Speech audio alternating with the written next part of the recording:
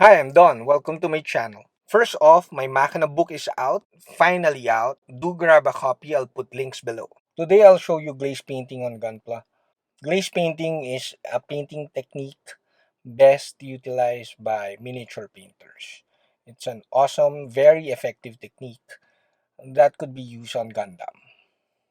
Glaze painting is basically painting with transparent colors. You could use transparent paints, or in this case, I added glaze medium to the paint, to the model color paint, to give it more transparency so that it will glaze nicely over the zenithal undercoat. Let's watch the video.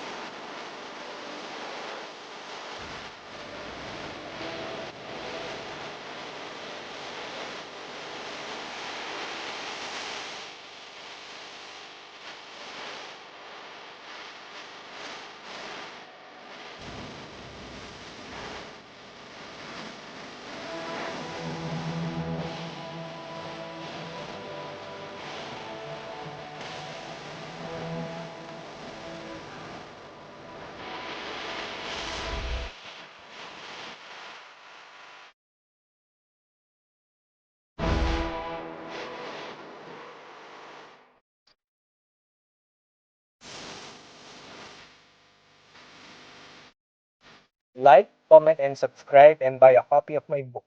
Saludos!